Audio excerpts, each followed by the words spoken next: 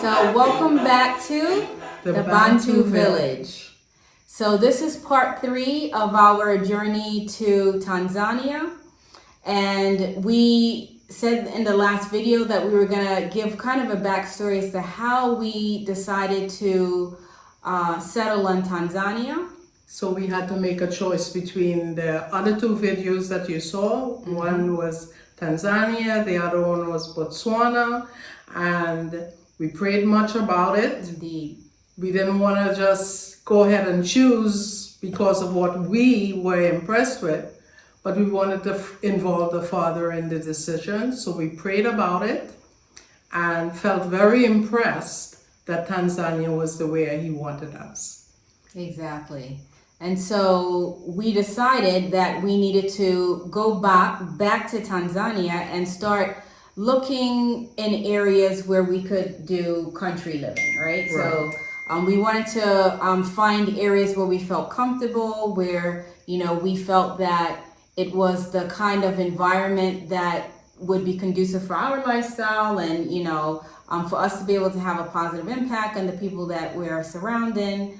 And so I also remember that we really wanted to be near the mountains. Yes. And so that was one of the things. Remember, we had met our friend at the church in Dar es Salaam, and so we had stayed in contact with him. Mm-hmm. And when we said that we wanted to come back and take a look at, some land, he was able to say that he had a friend that was in Arusha, which is, not too far from Kilimanjaro. And so he was able to make that connection with us. And so we then were able to connect with the friend, and he invited us to come and stay at his place in Arusha. And so we then ended up developing our own relationship with him, our friendship with him. And so we decided to book our flight, and we made our trip back to Tanzania. And this was in 2018. This was in December of 2018. Yes.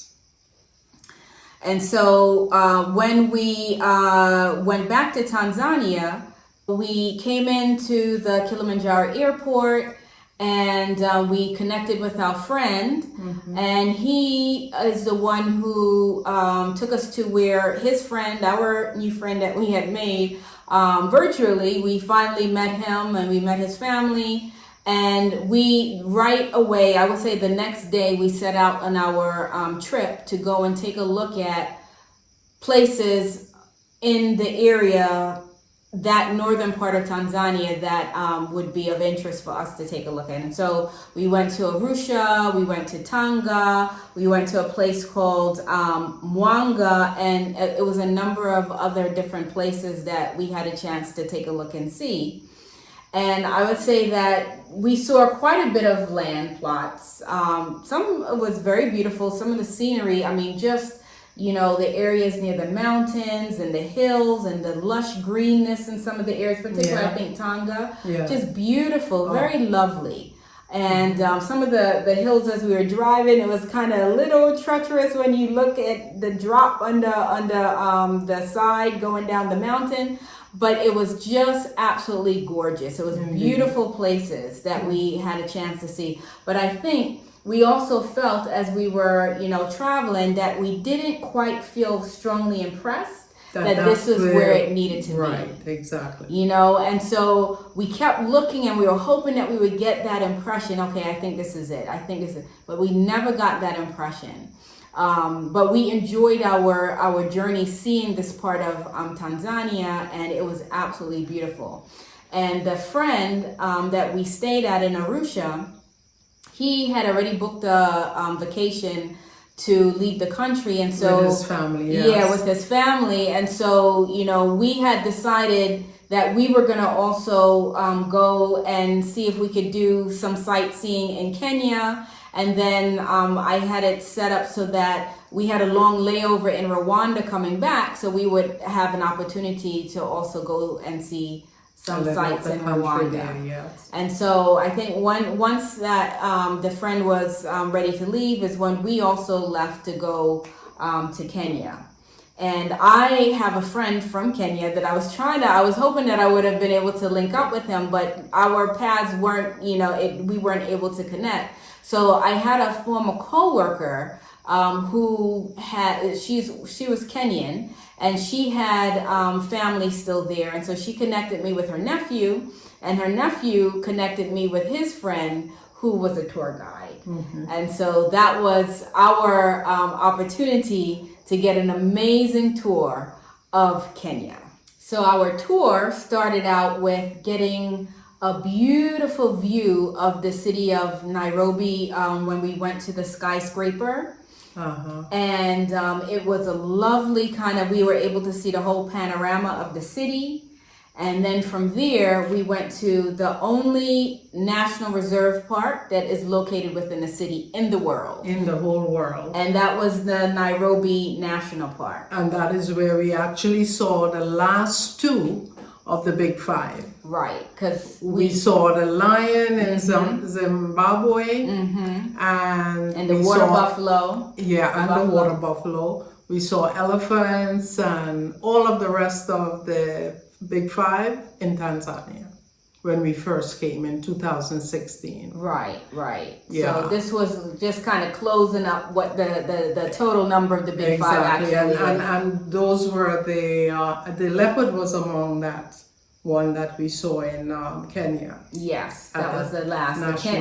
So the last two that we saw was the rhinoceros and the leopard. And the leopard. Yeah. So, but this national park we went to, we were able to see the giraffes and feed the giraffes, and there was a house. There was like a tower thing that you went up in that you were able to provide food for the giraffe to come and eat from your hand. And there was a house not too far from there where I think it's a typical tourist attraction where people can go and eat breakfast. It might be a hotel actually, but people can go and they can eat breakfast there, and the giraffes will stick their head through the window and eat from off their plate. I don't know, maybe for some people that's appealing. Not for me, but it was interesting to actually see that and feed them, and you know, they actually gave us food that we could feed them by hand. Yeah, and the interesting thing that they had said about the giraffe's tongue or the saliva is that it's antiseptic, right? Because they eat the acacia tree. Yeah, and it has a lot of thorns on it, and so that's the saliva helps, I guess, heal whatever cuts or whatever may occur, prevent them from getting infected. Yes, exactly. Yeah. So we were able to experience that. And then we went to a cultural center where they had traditional dances that they were performing and all kinds of acrobatics that they were doing. And then I think from there we had gone to there were these replicas that they made of the dwellings that the different tribes had, years past, what those dwellings would look like, the little communities would look like of a family. Yeah, it was like of the 23 tribes there, right? So they showed like where the husband's hut would be, and his first wife, and his second wife, and the mother. And so you could see what the dynamics of that particular, tribe's community and that village would look like. It was very, very interesting.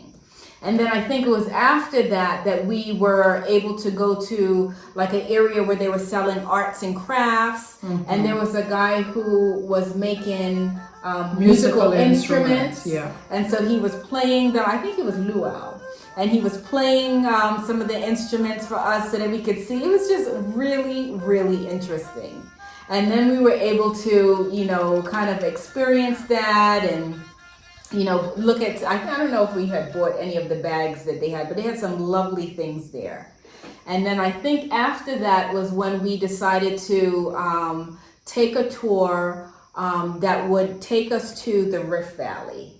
I don't remember if it was the same day or may have been the next day, but we went to the Rift Valley. And the Rift Valley has an interesting history about it because it actually shows the tectonic plates shifting. And the shifting of those plates is what created a valley, and it's actually still moving. And so they're actually talking about, I don't know, a million years or so in the future, they're saying that it will end up creating another ocean.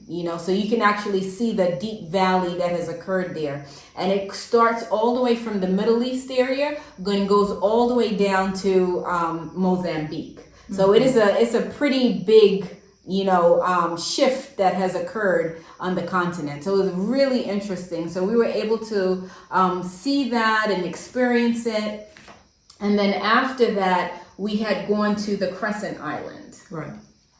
So the Crescent Island is, I think it was formed from a volcano, right? It was a volcano that had formed it. And what's interesting about it is it's an area where there are no predators. And so you'll have giraffes, we saw zebras, we saw wildebeest. I think there were some other animals that there were there. There were there. some hippos there in the water. Hippos that were in the, yes, right. We saw the hippos in the water. And so there's a number of antelopes. We saw antelopes that were there. So they had a number of sheep. They had all kinds of animals that were there. But they're living in peace and low stress because they don't have to worry about running for their life because there's no lions, there's no leopards, there's no cheetahs, there's no animals that would be, preying on them. And so I think they were also a little bigger because they were able to, healthier looking, yes, more relaxed. Right, exactly. So that was a beautiful thing. And I think because of it being formed by a volcano, you will, as you walk around, find different pieces of obsidian. And so we were able to find some of the obsidian rocks. Yeah, I still have mine. Yeah, me too. So we were able to find some of the obsidian rocks while we were walking in the island. So it was a very, very interesting experience. And then we also had an opportunity to go and do some shopping in the local markets and, look at some of the trinkets and art pieces and different crafts and all kinds of things that they were selling. It was really, really nice. We had an awesome experience. And then I think as we were wrapping up our trip in Kenya, the next thing was to have a long layover on our way back to Tanzania. So we went to Rwanda. And we had, I think it was like anywhere from a 12 to a 14-hour layover that we had in Rwanda. Yeah. So we landed in Kigali in Rwanda early in the morning. Right. Because we left Kenya, I think it was 4 in the morning or something like that. I think we left. Remember we had that early morning flight. And so, or 5, I think it was 5 in the morning. So we left our hotel at 3. It was around something like that. And so we ended up getting into Kigali early in the morning. And I had connected with a tour guide before I left so that they would pick us up from the airport and, take us around to the different sites. And I would highly recommend them. They were absolutely amazing. Absolutely amazing. The name of the company is the Countryside Tours in Rwanda. And they have packages of all kinds of tours that you can do. We did the 24-hour tour. I think actually it was like a day tour, basically. We did the day tour. And in that day tour, he took us around to a lot of different places that we were able to pack in. So I think one of the first things that we had done was we had gone to the market.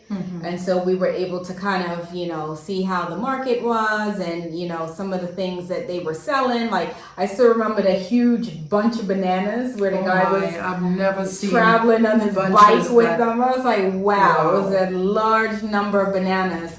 And then they took us to a company that manufactures shoes. But it wasn't only shoes. I think they also did other kinds of trades, like they would make benches and things like that as well.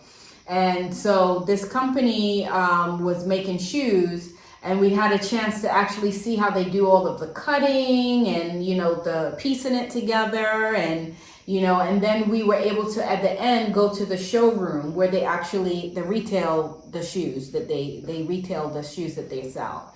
And so that was a very interesting experience. Yep.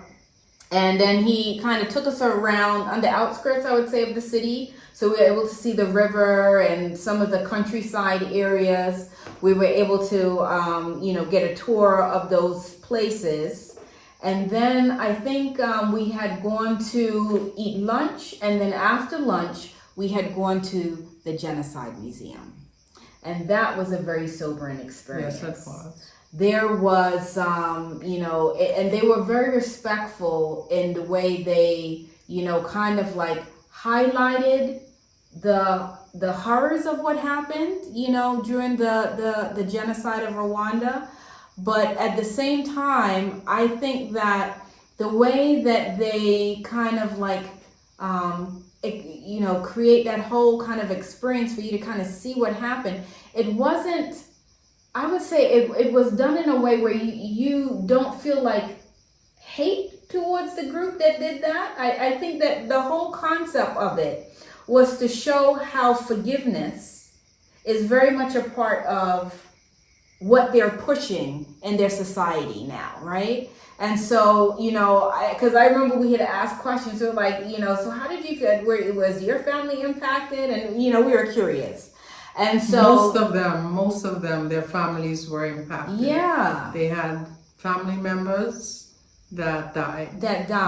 Yeah, close family members that died. But at the same time, I remember the responses that they often had was that, we have to move forward, so it wasn't dwelling on the past and dwelling on the anger and hatred for what had, the loss and the tragedy and all the horrors that they had gone through. It was about healing and moving forward, and so I think that was kind of captured, even like when we had gone through the museum and as we were, talking to people and hearing the stories and so forth. And they did a good job of showing the stories of some of the, atrocities that happened, and they would kind of give scenarios of different people and how, an entire, like the children were killed, or, the parents were killed, or, so they would kind of go through the different stories of the families. But at the same time, I still remember that was one of the things that they would talk about, the forgiveness and moving forward as a country in order to heal. And even before we came, I learned about this story of, I believe he was a pastor and his wife.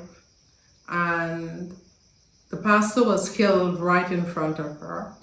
And she was chopped up as well, but didn't die. She was lying among all the dead bodies for a couple of days. And eventually she was found and had multiple surgeries to repair the damages on her body. And what was explained, after she was well enough, she used to go to the prison where a lot of the offenders were. And she actually remembered the young man that killed her husband and injured her. And it got to the point where he was in the Bible study and he recognized her. Because she used to go to the prison to do Bible studies. Yes, to reach out to them. That was a part of the forgiveness that she had in her heart. And he asked her to forgive him eventually when, she was studying with him. And she hesitated. And it took her a while to acknowledge the forgiveness that she should have. And eventually she told him that she would forgive him. He wept a lot, and eventually through the Bible study, he was baptized as a believer in the Most High. And as that happened, she realizes that, she needed to go further. And when he was ready to be released from prison, she adopted him. Well, I think it was a kind of a story where they had asked her what should be done.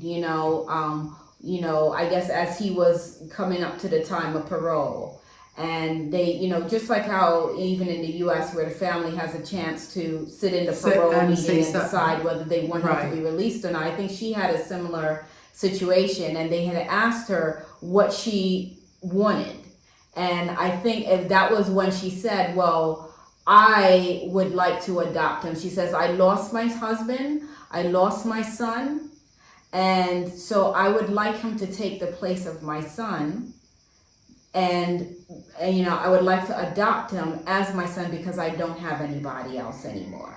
Mm-hmm. And so her requirement was that he would come in and treat her like his mother and take care of her. Yes, exactly. That he did. Exactly. And they know, like when she said this, everybody in the court couldn't understand. They were like, what is she saying? Yes. They were shocked.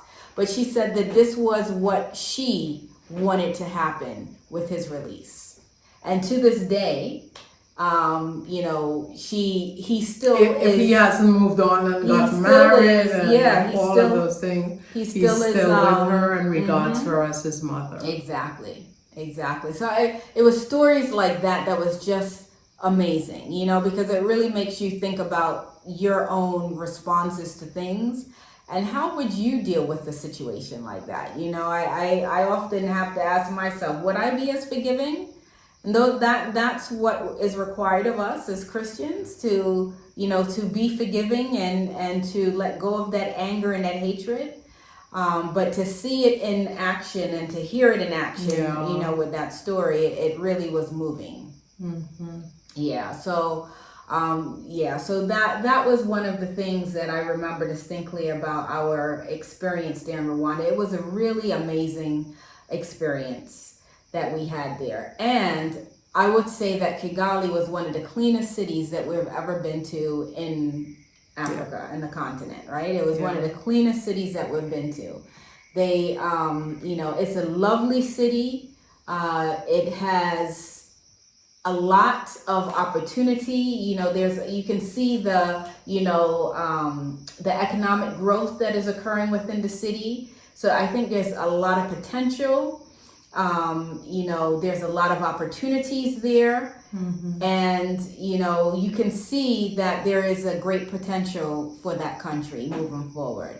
And so, as we were wrapping up our trip there, we also had a chance to do some shopping in the market, and they had lovely things they were selling. I think that was where we both had gotten some bags, because they had beautiful bags that they were selling there. They had all kinds of things that you could find there in the market. And then I think we after the market, we had gone to a restaurant, and we still had time before our flight, because I think our flight was at 7 or 9, and 7 or 8 maybe in the evening. Later, I think it was later than 9? That, about 10 maybe. Was it 10? Okay. Yeah. So we had a flight later in that evening, and this was another reason why we highly recommend this tour company, because they were so kind, they were so accommodating, and they just waited with us until it was time for us to leave, and they even took us to the airport and made sure that we got off okay. They were just wonderful. Awesome. They were so accommodating and wonderful, and so we want to make sure we put a shout out there for them, because if anybody is going to Rwanda and wants to get a nice tour of the city and get a feel for it, they would be our excellent company to go and hire to get that experience. And so that was our trip in Rwanda.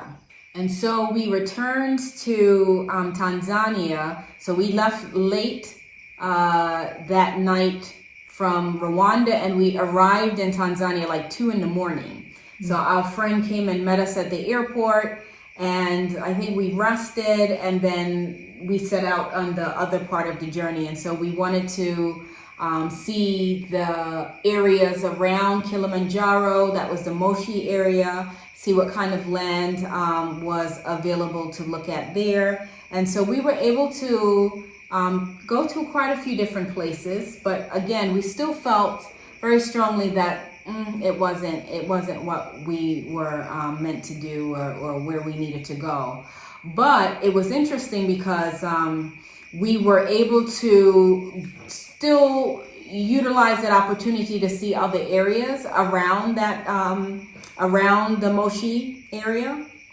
And so we visited the Coffee Man in Kilimanjaro, and so it was awesome because we were able to see from farm to table, basically. So he walked through how he goes about growing the coffee, how they dry it, how they then pound it to get the outer skin layer off of the coffee bean, and then they roast it, and then they grind it, and then, so we were able to see the entire process of how coffee is made. And so that was very interesting.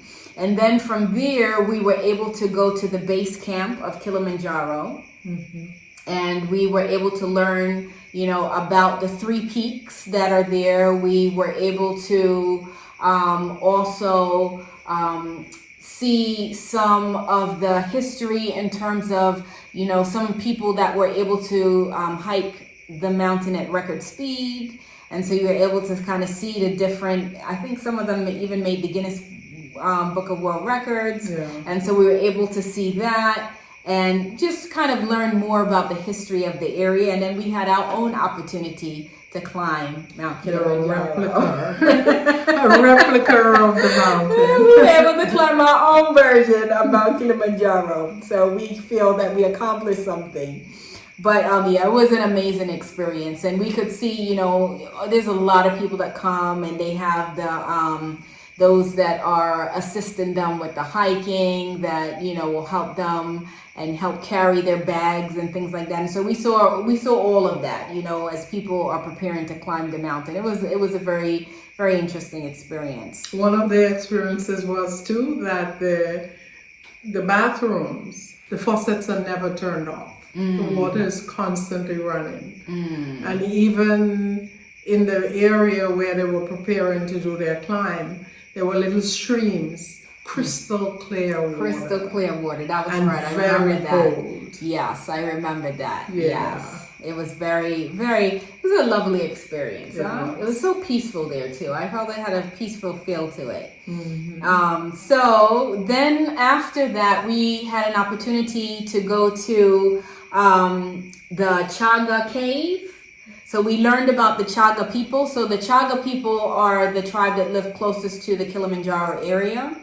And so they have an amazing and very interesting history. And so we were able to go to the cave and learn about, how they were able to fend themselves against marauding tribes like the Maasai back in the day when they were trying to, fight them over resources when resources were scarce, and how they were able to create subterranean tunnels and hide out there while they, were trying to kind of get away from those that were trying to take the resources that they were able to have.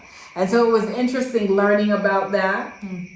And then there was a beautiful waterfall that wasn't too far from there that we were also able to experience.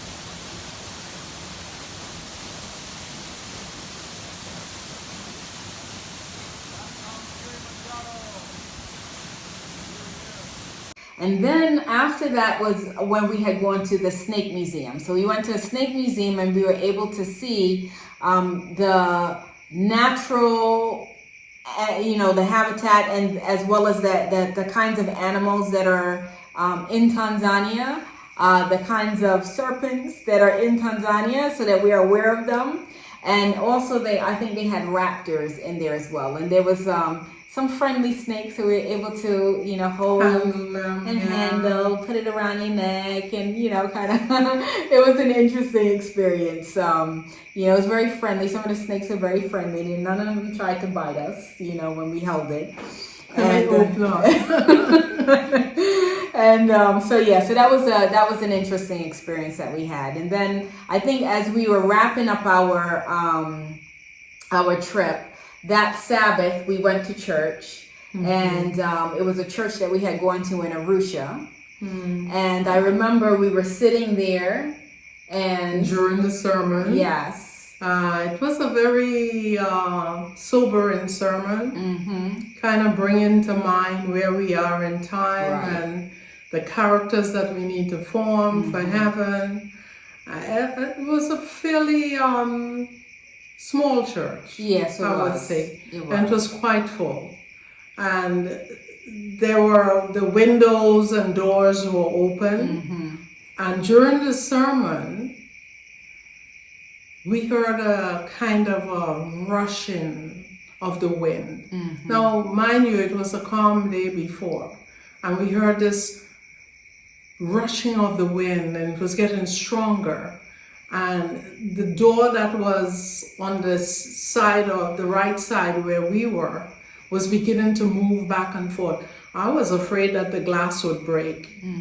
But particularly in the windows, yeah, but the wind came through from the front of the church and swept all the way through to the back very strongly, to the point where I was really impressed that this must have been what it sounded like when the Holy Spirit was descending on the disciples as they waited for Pentecost. At the Pentecost. It was so amazing. And then there was such a peaceful calm that came over the whole congregation as it went from the front all the way through the church to the doors at the, coming into the church. Well, one of the things that I remember about it is when the wind was rushing through, I remember we looked at each other. Yes. Because it was like we had the same idea at the same time. Have been the Holy Spirit. The rushing of the Holy Spirit, the rushing wind of the Holy Spirit. Yes. And it was just like, it kind of just resonated with us, because here we are on this journey that we felt strongly impressed that the Most High wanted us to, embark on.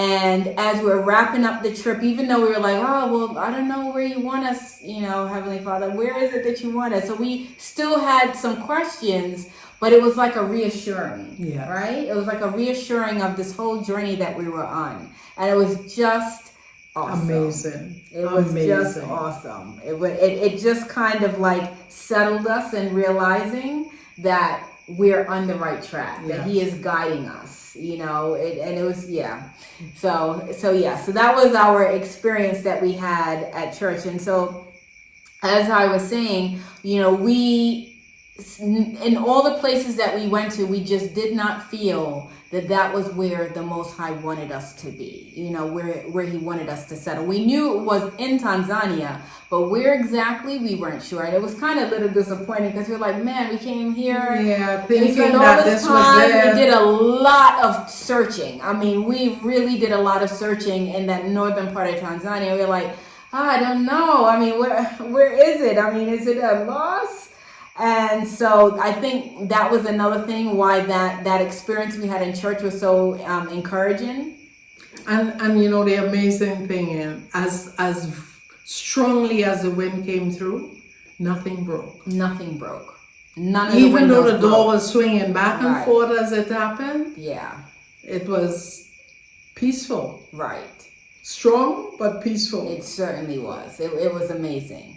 And so one of the things that we decided, so as we were kind of wrapping up our trip and we were talking to our friend, and we were like, okay, I don't know what we're going to do now. And so he was saying, well, there is land in the southern part of Tanzania that I think we should look into. So he said, while you guys go back to the U.S., I will start looking in those areas and see what is available, and then I will let you know if there's anything that I find that is going to be, worthwhile for you to come back and take a look at. And so we had that communication with him, and I think it was during that time too that we were also deciding that we would form a company that would be registered as a local company here in Tanzania.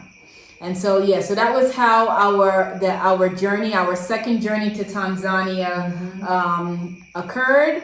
How everything kind of like played out for us. And I think that is going to kind of wrap up this part 3.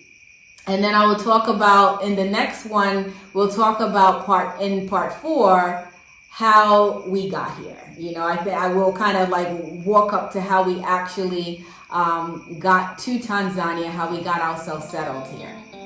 So once again, we just want to thank you for watching.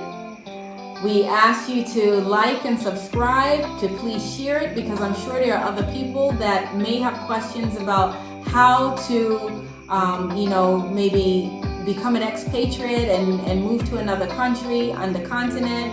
And, there are obviously challenges that you're going to go through, but, it truly can be an amazing and wonderful experience. And if this can be an encouragement to somebody, we would definitely want that to be shared. So please like and share it with anyone that you know that might be interested in also relocating.